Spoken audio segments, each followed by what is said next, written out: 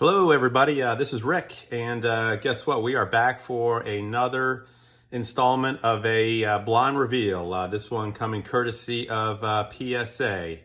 As such, with some of the older videos that I've shot, these are all cards, vintage cards. I've got everything from 1960 to 1975.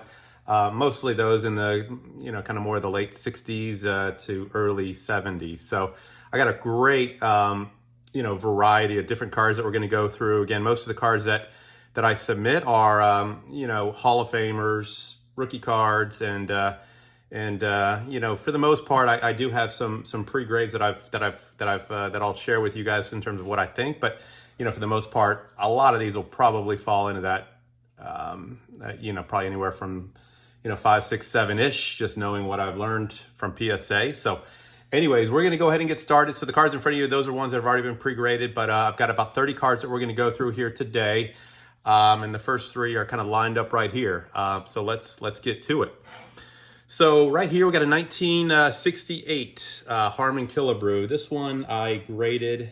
I personally, graded as a 7. I made a note here that it's very well centered. As you can see on the back, it does look very, very well centered. So got a lot of really nice 68. So here we go. First card out of the gate is a there we go, is a 7. So solid card, great corners, sharp corners, and we'll 7s from PSA out of the gate is a good start. So we'll get that one going here.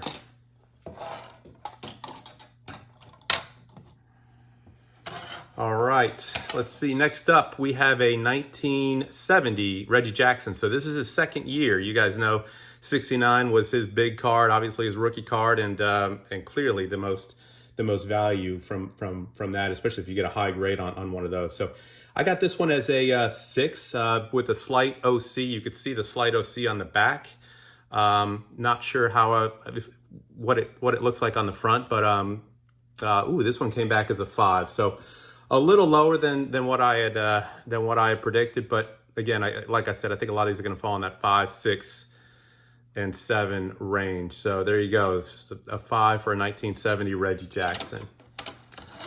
All right, next one up. This is a fun card, right? This is Thurman Thomas's. I think it's officially his second year card from 1970 was his rookie card where he shared that with others. This is his first year where he was on the card solo. So I actually think that this card has as much or maybe even more value than his 1970 card.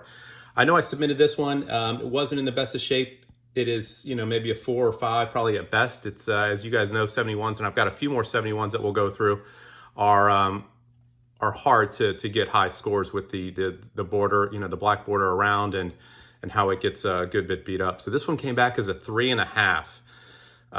Don't get a lot of half scores, especially on the lower numbers, but that's where this one ended up as a 3.5.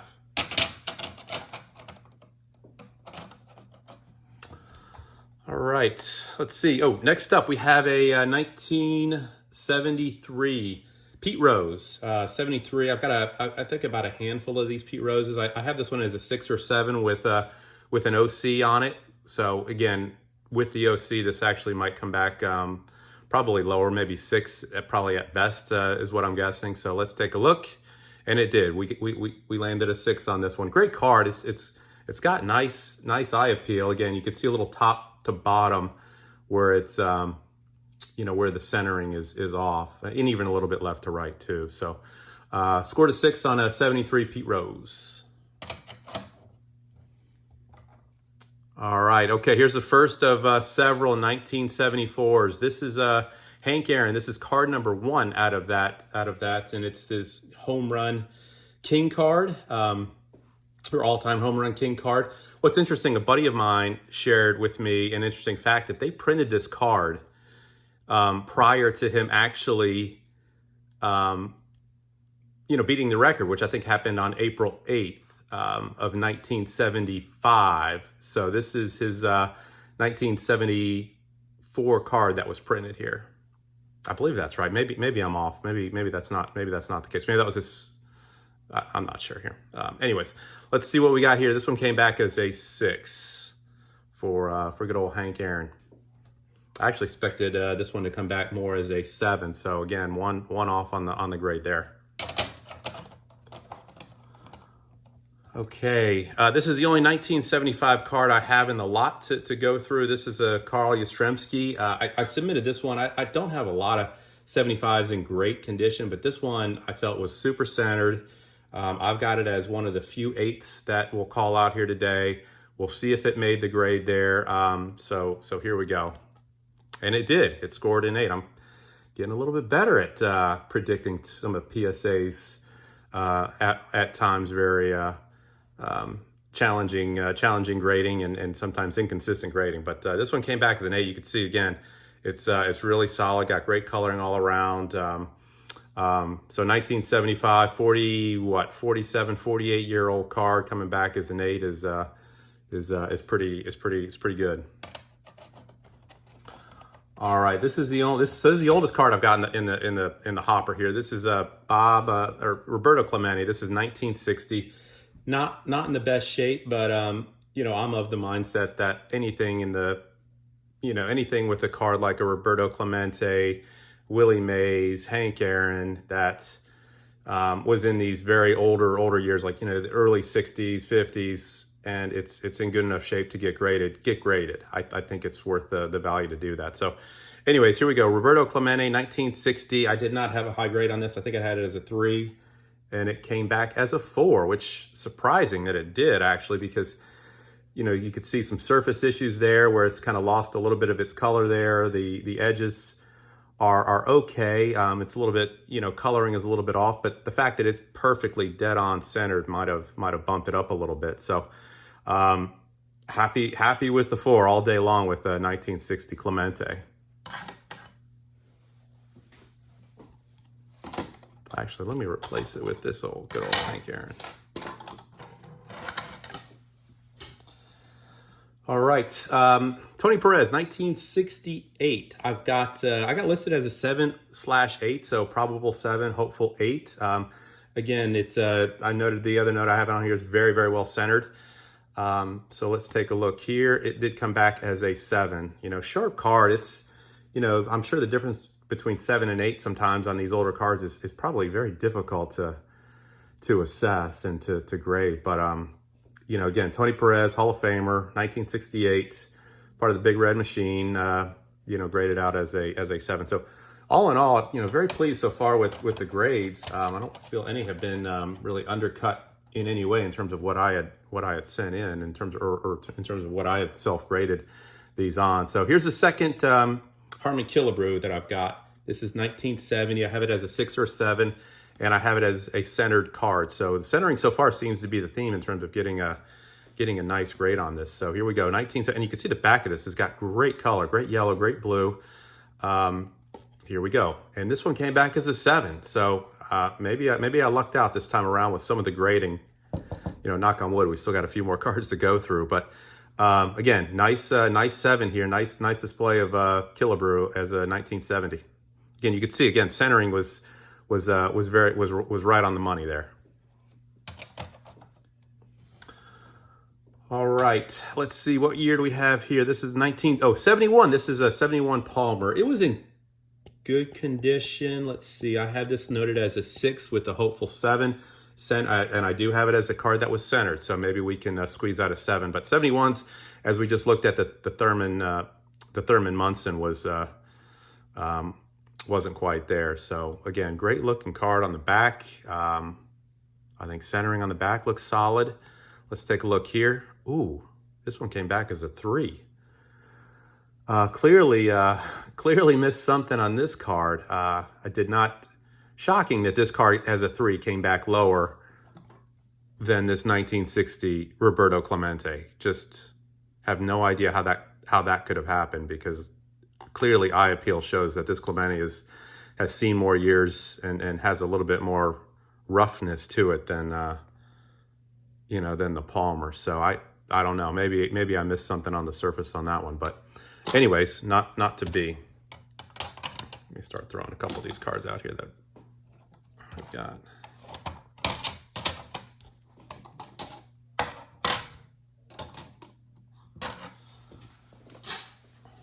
All right, let's see. So next up, I got another Roberto Clemente. This one is from 1973. I have this one listed as a 7, just as a solid 7. I don't have anything hopeful on it. I just feel like it's a solid 7. It's a little bit off-centered on the back. Again, 73 was it was a cool year because they had all the action shots going on, and I've got a few other cards we'll go through from 73. But on the back, it's got really, there's no kind of issues with the black border on the back where you don't see a lot of the chipping or edging that you see on some of those cards. And in the front, pretty well centered. It came back here as a 6. So again, I think this one certainly could have been 6, 7-ish, but I do see a little bit of maybe a printing defect there with some of that kind of black ink maybe running down that might have hurt the grade. But nonetheless, 6 for another Clemente there. Oh, okay, this is fun. So I've got 2 74s here. This one is the one that's got both Nolan Ryan and Tom Seaver on the card as the strikeout leaders from 1973. So this is card number 207. I have it as a 7 or an 8. Back is pretty spot on, perfect. We'll take a look at the front. Solid came back as a 6, which honestly I'm a little surprised at, given some of the other grades that I've gotten that have been higher than that, because it's a super well centered card. There's not much going on. I did have it as a 7, so not perfect, but this one came back as a excellent to mint 6 grade. And then next up is actually Nolan Ryan's 1974 individual card. I have this one as well as another solid 7 that I felt, I feel like it's probably in the very similar condition to the one we just looked at. So hopefully it gets a bump up from a 6 to a 7, but let's take a look. Wow, and this one came back as an 8. So I'll take 8 all day long on this card versus the 6 on the other, given the value of what a Nolan Ryan 74 card would be. But again, super happy with an 8 on this one. It's hard. I've done this, I think my 4th or 5th submission I've done total, and maybe 3rd or 4th that I've done to PSA, and I've struggled to get above 7s. And I've submitted what I felt have been some phenomenal cards in the conditions that they're in. So I'm never going to shake my head at an 8, but and the fact that I had this one as a 7, that's just fantastic. Throw this one out here. Way to go, Nolan. All right, let's see, what do we got here next? Okay, so the next little run of cards that we're going to go through are those. I've got 3 or 4 of these that have, this one's the Giant Gunners with Willie Mays, Orlando Cepeda from 1964, where they're the dual cards of home run kings or RBI leaders, that sort of thing from different years. So I wanted to showcase a couple different years. This one is a 64. Let's see, where did I have this one graded? I had this one as a 6 or a 7. So I feel like it's a sharp card. The back, maybe there's a little bit of centering on it, but it came back as a 6. Great looking card. I love the 64 design. It's just a clean, solid, cool looking design with the big font lettering across the top, the names along the bottom. It's just a cool looking, in my opinion, design for a card. So we got a 6 on Willie and Orlando. All right, let's see. So next up is, let's see, what is this one? Don't recall off the top of my head who's on this one, but let's just take a look here. So this one is a 65. Okay, so we just looked at a 64. There's a 65 batting leaders. How can you beat at least the duo of Roberto Clemente and Hank Aaron here with Rico Cardi? But came back as a 6. Solid card. I think the centering's a little bit off. Maybe the white borders have colored a little bit, where they're maybe, I wouldn't say yellow, but maybe faded a little bit from their original color. But solid card. I wanted to see how these would come back and how these would get graded. Again, I've got a 6. We just did a 64, 65 batting leaders. 65 batting This one is I do know this one because the back color is very familiar. I think it's a 60, I believe this is a 68. This is card number 1. This is with another Clemente, Gonzalez, and Alu. I had this one as an 8, so really strong number here. A little off centering on the back. And came back as a 6. I guess the centering on the front is off too from top to bottom, and I think left to right looks pretty solid. But you know, it's a good looking card.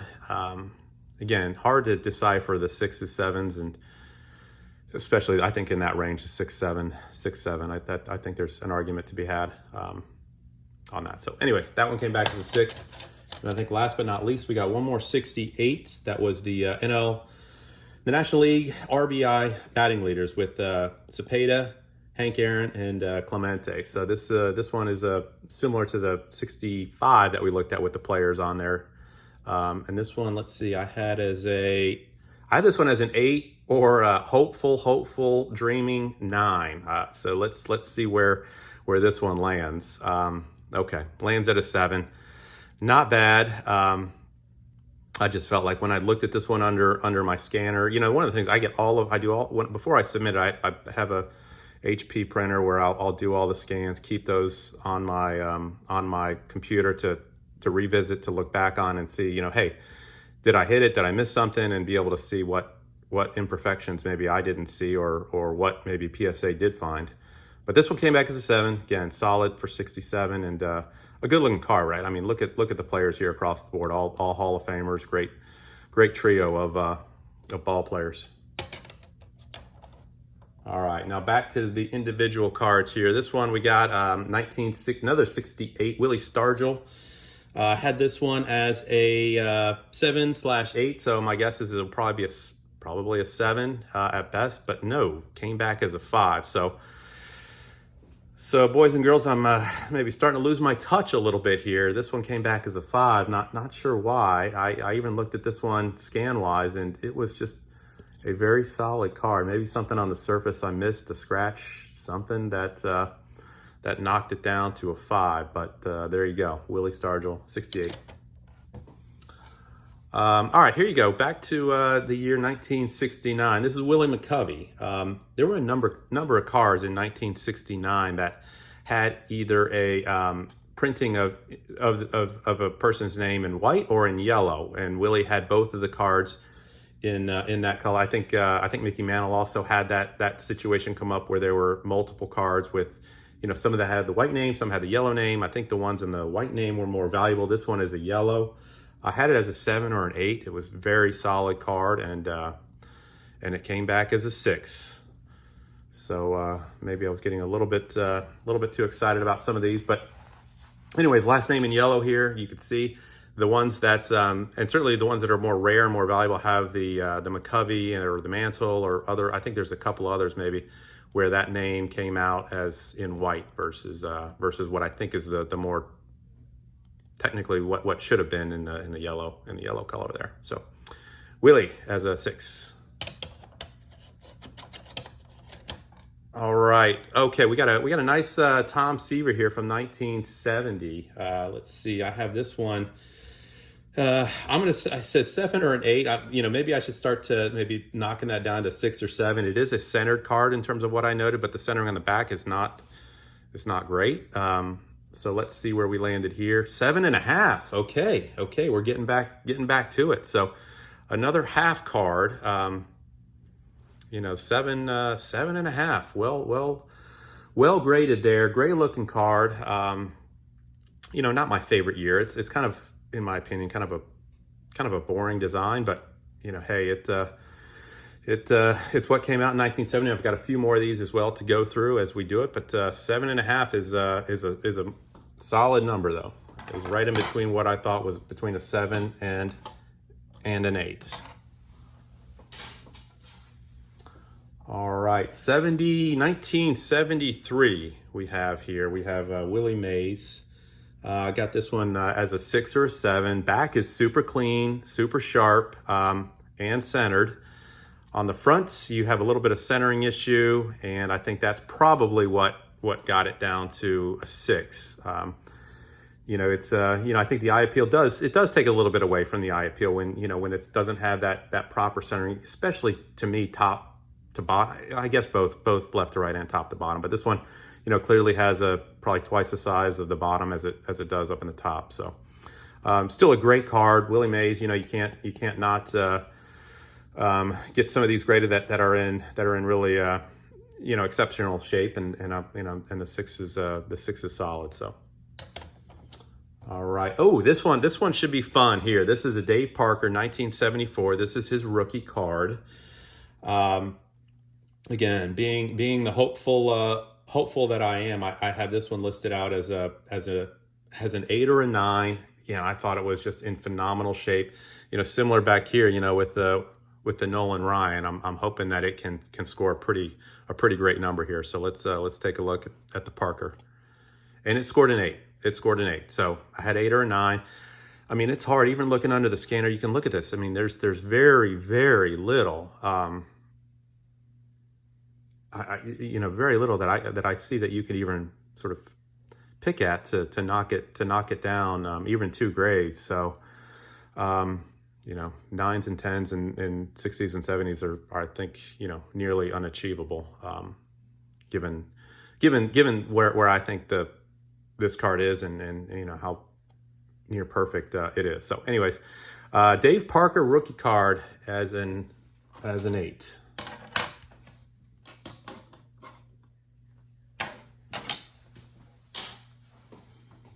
All right. Here's another fun one. This is the only year I've got for this reveal. This is a 1961 Orlando Cepeda. This one I have as a near perfect. Right. I've got another one of these. This one I couldn't find really any issues with it. It says my centering is great. I've got it as an 8 or a 9. 61 though. Right. So I probably need to be a little realistic on the grade. Let's take a look. And I should have been more realistic, I guess. This came back as a 6. It does have some of those, little what they call, I think, fish eyes there. I did look it up because I thought this was interesting. It says San Francisco, and I thought, well, is that an issue with the card or some type of error or print error? But it looks like all of the cards from 1961 with Orlando Cepeda was missing the O on San Francisco, but. Anyway, came back as a 6. I mean, maybe the coloring around the borders is not as kind of clean and white as what maybe it should be, but I honestly thought that this card would have graded up a little bit better than that. Just how sharp. I mean, you could see the edges, the corners, just how knockout sharp they are. So, anyways, got a 6 on the Cepeda 61. Another card I probably wouldn't have submitted otherwise, without it being a super strong, quality card is Denny McClain. This is 1968. So 68, the Tigers won the World Series. McClain, I looked it up. He had 31 wins in 1968. So maybe his best year. I know he had a couple of years where he I think had 30 plus wins, but anyway, 68 McClain. Let's see. I had this one as a, 8 or hopeful 9. Let's see. Let's take a look. And it came back as an 8. So again, I've had some good luck with the 68s here, especially the last the Harmon Killebrew, the Denny McClain is an 8. So a number of 8s today coming back from the 74s. This one was very strong as well. So happy to see this one come back. It was worth getting graded, getting the 8 after the fact.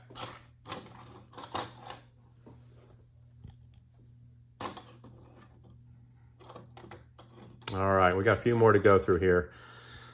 Okay, we got a 19. Oh, there's a 69 second year Johnny Bench.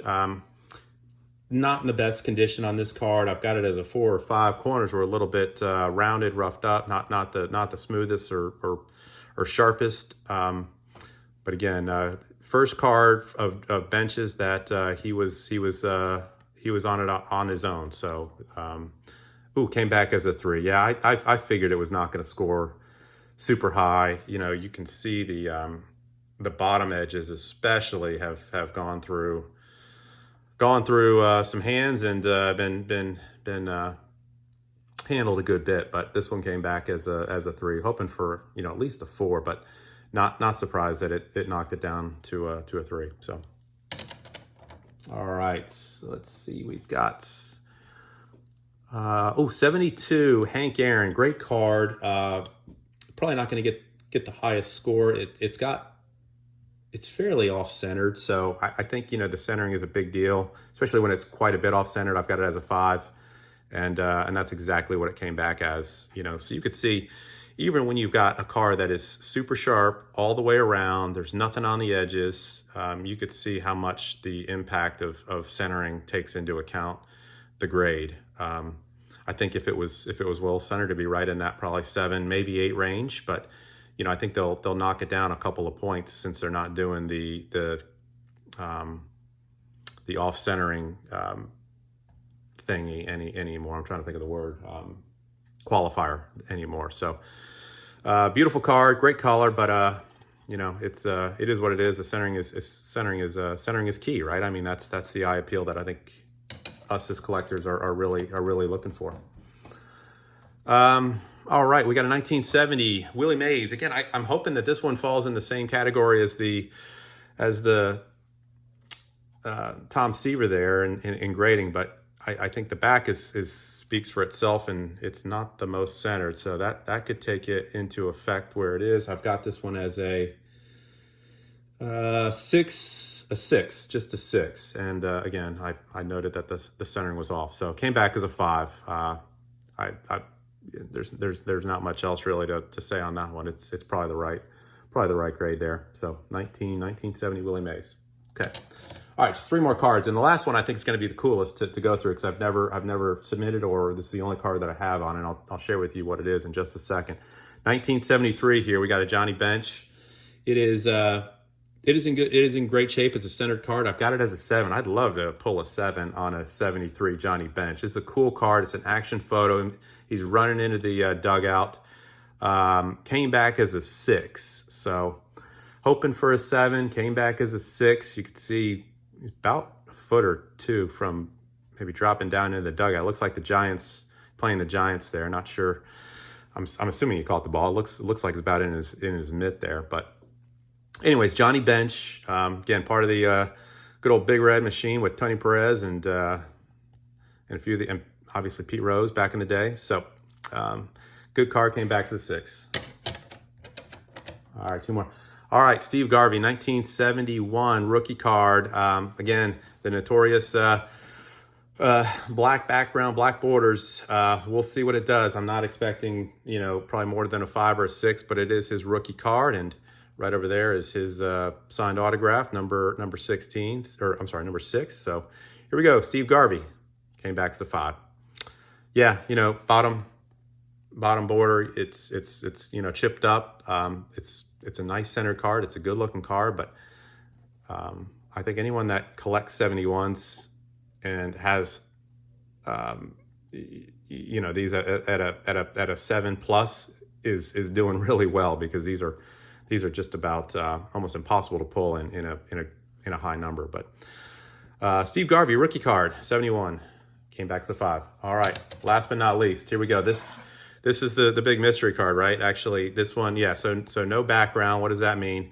For those of you that collected back in the early 60s, in 1962, Post Serial came out with a collection of, I don't know how many cards there were, 20s, 30 cards of, you know, all-stars back in the day.